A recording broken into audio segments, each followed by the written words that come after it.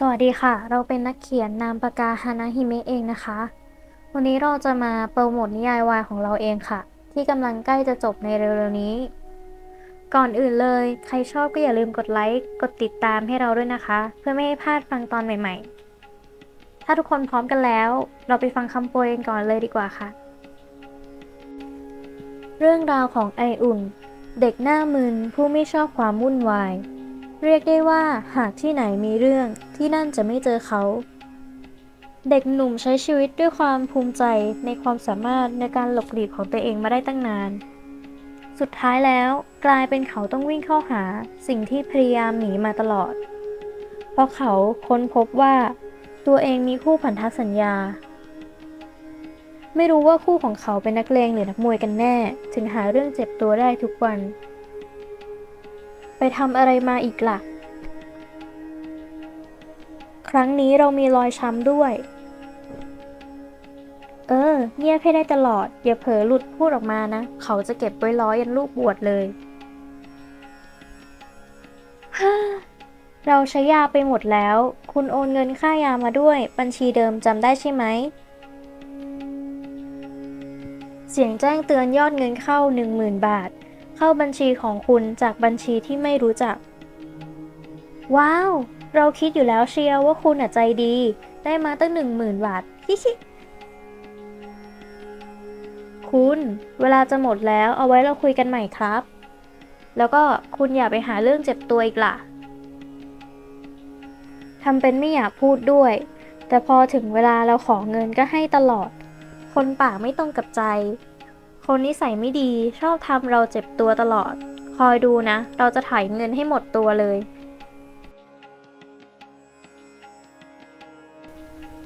บทนำ ผมมาทำอะไรอยู่ตรงนี้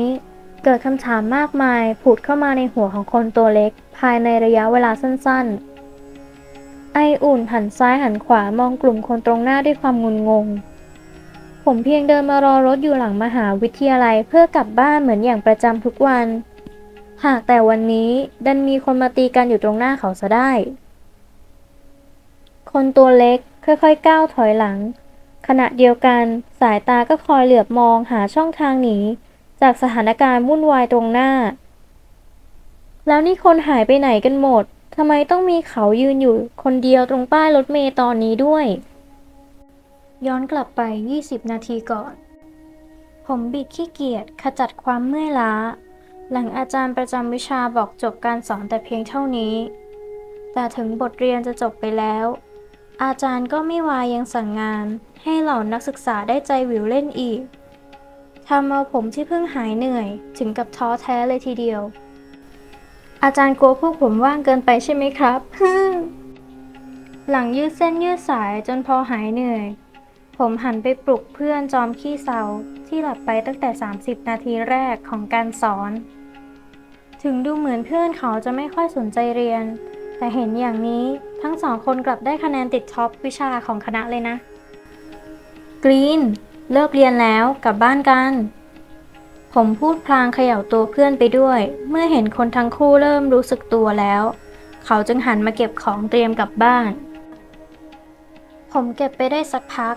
น้ำเสียงร้อนรนของเพื่อนตัวเล็กก็เอ่ยขึ้นมาท่ามกลางความเงียบ ไออุ่น ขอโทษนะ วันนี้เราไม่ได้กลับด้วย พอดีต้องรีบไปทำธุระให้ที่บ้านอ่ะ คนตัวบางเอ่ยพร้อมทำท่าทางงอแง ไม่เป็นไรมู่เรากลับคนเดียวได้สบายมาก ผมลอบส่งรอยยิ้มน่ารักที่เพื่อนชอบเป็นการแสดงให้มั่นใจได้ว่าตนนั้นกลับคนเดียวได้ ไม่ต้องมาทำหน้าตาน่ารักเลย เห็นแบบนี้เรายิ่งเป็นห่วงมากกว่าเดิมอีก อุ่นยิ่งซุ่มซ่ามอยู่ เพื่อนตัวเล็กยังคงทำสีหน้ากังวล แต่ผมก็เข้าใจเพราะเรื่องราวในอดีตที่ผ่านมามันทำให้ผมกลายเป็นคนกลัวสังคมจนถึงทุกวันนี้หลังเก็บของเสร็จก่อนจะแยกย้ายกันกลับบ้านผมก็โดนสวมกอดจากเหล่าเพื่อนๆผู้น่ารักคนละ1 กอดพร้อมพูดกำชับให้ผมส่งข้อความรายงานเมื่อขึ้นรถและถึงบ้านอย่างปลอดภัยแล้วผมพงกหัวตอบรับเป็นการรับปากลองเขาไม่ยอมสิได้โดนบ่นจนหูชาแน่นับวันทุกคนชอบทำเหมือนเขาเป็นเด็กตัวเล็กๆที่ต้องคอยดูแลรอวันที่ลูกเจี๊ยบตัวนี้ได้เฉิดฉายด้วยตัวเองก่อนเถอะคุณแม่ผมสัญญาว่าจะโตไปเป็นลูกเจี๊ยบที่แข็งแรงให้ได้เลยครับเป็นไงฮึกเหิมใช่ไหมล่ะเริ่มกลัวเขาขึ้นมาหรือยังคิกผมใช้เวลาเดินทางจากคณะตัวเองมาถึงที่รอรถโดยสารประจำทางภายในเวลาไม่กี่นาทีหลายคนอาจสงสัยว่าทำไมเขาถึงไม่ขับรถล่ะสะดวกสบายกว่าตั้งเยอะคำตอบคือผมขับรถไม่เป็นยังไงล่ะและไม่คิดจะขับด้วยเหตุผลอีกอย่างหนึ่งคือบ้านที่อาศัยอยู่ห่างจากมหาลัยไม่ไกลนักปกติใช้เวลาเดินทางประมาณ20 นาทีก็ถึงแล้วตอนนี้มีแค่ผมที่นั่งรอรถอยู่เพียงลำพังแม้บนท้องถนนจะพอมีรถสัญจรไปมาอยู่บ้างแต่บรรยากาศหลังมหาลัยตอน5 โมงเย็นกลับวังเวงผิดปกติจะมีอะไรแปลกๆโผล่ออกมาไหมนะไออุ่นคิดฟุ้งซ่านคนเดียวตามประสาคนขี้กลัวเพียงชั่วอึดใจต่อมาในเวลาไม่นานเสียงที่เขารอคอยก็มาถึงนักศึกษาชายหญิงกลุ่มใหญ่ค่อยๆทยอยเดินเข้ามาจับจองหาที่ยืนรอรถประจำทางบ้างก็มาเอารถที่จอดไว้ลานจอดรถของมหาลัยเมื่อผู้คนเริ่มแออัดคนตัวเล็กจึงรีบลุกออกจากที่นั่งค่อยๆกระดึ๊บตัวเองออกห่างจากคนอื่นตามปกติแต่สายตายังคอยรอบสังเกตบุคคลรอบข้างอยู่ในบรรดานักศึกษาที่ยืนออกันอยู่บริเวณนี้ผมคิดว่าเหล่าคนตรงหน้านี้ดูจะโดดเด่นกว่าคนอื่นมากที่สุดก็ดูเอาสิคนในกลุ่มมีแต่คนหน้าตาดีๆทั้งนั้นเลยไหนจะมีเสียงซุบซิบจากบรรดานักศึกษาโดยรอบพูดคุยแอบมองอย่างสนอกสนใจอีกผมไม่ค่อยแปลกใจสักเท่าไหร่ที่คนอื่นดูจะสนใจกันขนาดนั้นผมเองยังอยากรู้เลยว่ากลุ่มคนที่หน้าตาดีเหล่านี้เป็นใครมาจากไหนกันแต่เอ๊ะแล้วเราจะอยากรู้ไปทำไมล่ะคงไม่เป็นไรหรอกมั้งก็มู่สอนเอาไว้ว่าการที่เราไปยุ่งเรื่องของคนอื่นคือการทำความดีเพราะเราทำความดีโดยไม่หวังสิ่งตอบแทนยังไงล่ะใช่เรากำลังทำความดีอยู่คนตัวเล็กยืนพูดพึมพำทำปากขมุบขมิบดั่งคนกำลังใช้ความคิดอย่างน่ารักโดยไม่รู้เลยว่าตนกำลังตกเป็นเป้าสายตาของใครคนหนึ่งอยู่สายตาคมจ้องมองเด็กหนุ่มร่างเล็กยืนทำท่าทางแปลกประหลาดด้วยความสงสัยปนสนใจตั้งแต่ที่เขาเหยียบย่างเข้ามาถึงตรงนี้ก็มองเห็นเจ้าเด็กหน้าตาเหมือนลูกเจี๊ยบทำตัวลุกลี้ลุกลนหันซ้ายหันขวาหาทางหนีจากฝูงชนไปแอบอยู่หลังเสาเมื่อหาที่ซ่อนได้แล้วก็ทำหน้าตาดีใจยืนยิ้มร่าอย่างอารมณ์ดีอยู่คนเดียวแปลกคนตัวสูงบ่นพึมพำเสียงเบามีอะไรแปลกเหรอตินชายหนุ่มละสายตาจากสิ่งที่สนใจแล้วหันกลับมามองหน้าเพื่อนตัวเล็กของตนเขาไม่ได้ตอบคำถามออกไปทำเพียงสายหัวว่าไม่มีอะไรคุยอะไรกันอยู่เหรอทั้งสองคนอ๋อครีมแค่กำลังถามตินว่าพูดอะไรน่ะแต่เจ้าตัวดันไม่ตอบนี่สิโอ้ยไม่แปลกหรอกมันพูดน้อยอย่างนี้ประจำนั่นแหละว่าแต่ช่วงนี้ไอ้นั่นมันยังตามครีมอยู่บ้างไหมเราก็ไม่แน่ใจเหมือนกันตั้งแต่ที่มีเรื่องกันเมื่อคราวก่อนก็ยังไม่ได้เจอหน้าเขาอีกเลยดีแล้วถ้ามันโผล่หัวออกมาอีกต้องรีบบอกพวกเราเลยนะรู้ไหม ขอบใจนะ เจ้าของเสียงเอ่ยด้วยความซาบซึ้งใจ หลังสิ้นเสียงพูดคุยไม่นาน เสียงของผู้มาใหม่จึงได้เอ่ยทักขึ้น ครีม มาอยู่ที่นี่เอง พี่เดินหาอยู่ตั้งนาน ไปกันเถอะค่ะ คุณแม่ให้พี่มารับไปทานข้าวค่ะพี่เมฆ เฮ้ย ไอ้โรคจิต ใครเขาจะยอมให้เพื่อนกูไปกับมึงวะ ครีม เจ้าของร่างสูง เอ่ยเสียงทุ้ม เรียกพร้อมเดินเอาตัวมาบังเพื่อนตัวเล็กเอาไว้ อย่ามายุ่ง กูเป็นคู่มั่นกับครีม ส่งตัวครีมมาดีกว่า แล้วกูจะไม่เอาเรื่องพวกมึง กูบอกว่าไม่ไง มึงฟังภาษาคนไม่รู้เรื่องเหรอ หรือหูมีปัญหา คิงทำท่ายียวนพร้อมยักคิ้วข้างขวาขึ้นเป็นการท้าทาย ได้ เฮ้ย พวกเราออกมา คนหลายสิบคนค่อยๆทยอยเดินออกมาจากที่ซ่อน พร้อมไม้กันคนละท่อนในมือ ยืนรวมกันอยู่ตรงข้ามกับกลุ่มของครีม เข้ามา ไม่ได้ลิ้มรสหมัดนานจนลืมไปแล้วใช่ไหม เดี๋ยวกูจะสนองให้เอง หลังจากที่สังเกตการณ์อยู่นาน ไออุ่นคิดว่า ผู้ชายตัวสูงผมสีเทาที่ดูโดดเด่นที่สุดในกลุ่ม ต้องเป็นดาราแน่ๆเลย หน้าตาดีแถมยังสูงมากๆอีก ทำยังไงถึงได้สูงขนาดนั้นกันนะ ผมเองก็อยากสูงขึ้นอีกสักนิด หรือผมจะแอบไปตีสนิทเพื่อให้เขาบอกเคล็ดลับความสูงดี ฉลาดจริงๆเลยเราเก็บไว้ไปถามจีนกับกรีนดีกว่า ไออุ่นยังคงยืนอยู่ในมุมอับสายตา มุมหนึ่งหลังเสา คอยสำรวจคนข้างหน้าไปพลาง และต้องคอยหันหน้าหนี ยามรู้สึกตัวว่าตนเองจะโดนจับได้ว่าแอบมอง คนที่ยืนรวมกันอยู่ข้างหน้าเขาเป็นผู้ชายไปแล้ว6 คน เป็นผู้หญิงไปอีก3 คน ในบรรดาผู้ชาย6 คนจะมี2 คนที่มีขนาดตัวบอบบางประมาณเขา นอกนั้นทุกคนล้วนเป็นยักษ์ทั้งนั้น ยืนรออยู่นานจน15 นาทีผ่านไป ผู้คนที่เคยยืนพลุกพล่านต่างแยกย้ายกันไปหมดแล้ว เหลือเพียงแค่ผมกับกลุ่มคนที่แอบมอง ขณะที่ไออุ่นกำลังยืนครุ่นคิดอยู่คนเดียว จู่ๆก็ได้ยินเสียงคนตะโกนเสียงดัง คล้ายทะเลาะกัน ดังมาจากทางกลุ่มคนด้านหน้าของเขา เมื่อเงยหน้าขึ้นพร้อมเหลือบสายตาไปมอง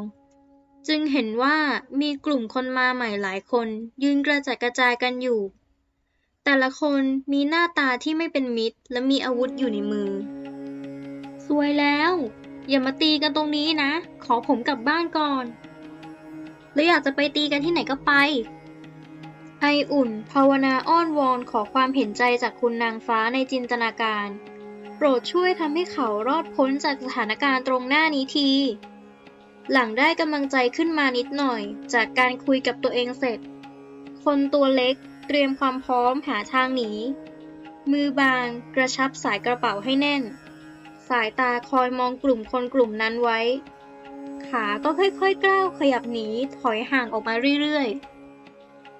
ๆ ผมขยับหนีออกมาจนเกือบจะหลุดออกไปได้แล้ว เหลืออีกเพียงแค่ไม่กี่ก้าวเท่านั้น เมื่อเห็นเป็นอย่างนั้น ไออุ่นจึงเริ่มใจชื้น และกำลังจะขยับก้าวต่อไป แต่ก่อนที่เขาจะได้ขยับกลับมีเสียงตะโกนแหวกฝูงชนด้วยความกล้าวว่า เข้ามา ไม่ได้ลิ้มรสหมัดนานจนลืมไปแล้วใช่ไหม เดี๋ยวกูจะสนองให้เอง หลังสิ้นเสียงชายคนนั้นทั้ง2 กลุ่มได้วิ่งเข้าหาอีกฝั่งและเริ่มตะลุมบอลกัน เสียงไม้และเสียงเนื้อกระแทกกันดังมาจากรอบทิศทาง กลายเป็นว่าไออุ่นติดอยู่ท่ามกลางวงล้อมการต่อสู้ เขาช็อกสุดขีดทำอะไรไม่ถูกทำได้เพียงยืนตัวแข็งทื่ออยู่กับที่ เพราะเกรงว่าหากเดินออกไปจะโดนลูกหลง รอบกายเขามีแต่คนตีกันทำยังไงดี เขาได้แต่ยืนละล้าละลังด้วยความกังวล จะออกไปยังไงล่ะทีนี้ ไออุ่นมัวแต่มองหาช่องว่างที่ตนเองจะสามารถลอดออกไปได้อยู่ จึงทำให้ไม่เห็นว่ามีคนอีกฝั่งกำลังโยนท่อนไม้มาทางเขา เพราะคิดว่าเป็นคนกลุ่มเดียวกัน เมื่อคนตัวเล็กหันมาเห็นก็สายเกินไปเสียแล้ว ไม้ลอยมาจนเกือบจะถึงตัวเขาอยู่รอมร่อไออุ่นทำได้เพียงหลับตายกมือมาบังหน้าบังหัวตัวเองรอรับความเจ็บปวดที่จะเกิดขึ้นผมรีบลืมตาขึ้นทันทีหลังได้ยินเสียงดังที่เกิดขึ้นตรงหน้าเงยหน้ามองเหตุการณ์ด้วยความตกใจปนสงสัยเพราะตัวเขาไม่ได้มีอาการเจ็บปวดแต่อย่างใดสิ่งแรกที่ปรากฏแก่สายตาของไออุ่นหลังจากลืมตาคือผู้ชายรูปร่างสูงใหญ่ผมสีเทาที่คนตัวเล็กแอบมองคนนั้นมายืนหันหน้าเข้าหาไออุ่นแล้วใช้หลังรับไม้แทนเขาไว้คนตัวเล็กทำตาโตหน้าตาตื่นหลังรับรู้ว่ามีคนมาเจ็บตัวแทนเขาไออุ่นจ้องหน้าผู้มีพระคุณด้วยความซาบซึ้งใจขณะสบดวงตาสีเทาของเขานั้นไออุ่นยิ่งกระวนกระวายคนอีกฝั่งทำเพียงมองตอบด้วยสายตาที่เรียบนิ่งไม่ได้แสดงท่าทีว่าเจ็บปวดอะไรเมื่ออาการตื่นตระหนกเริ่มจางหายไปเขาจึงคิดจะเอ่ยปากถามอาการบาดเจ็บจากคนตรงหน้าคุณเจ็บตรงโอ๊ยยังไม่ทันที่คนตัวเล็กจะถามคำถามจบอยู่ดีๆเขาก็มีอาการเจ็บหลังขึ้นมาซะงั้นความเจ็บมาอย่างไม่ได้ตั้งตัวเขาจึงอ่อนแรงเซถลาไปข้างหน้าที่มีคนตัวสูงยืนอยู่ไออุ่นใช้มือคอยเกาะแขนคนผมเทาไว้เพื่อพยุงตัวพลางคิดโกรธถึงคู่พันธะของตนที่สร้างความเจ็บปวดให้อีกแล้วโดยที่คนตัวเล็กลืมคิดไปว่าคนตรงหน้าเจ้าตัวตอนนี้ก็บาดเจ็บที่หลังด้วยเหมือนกัน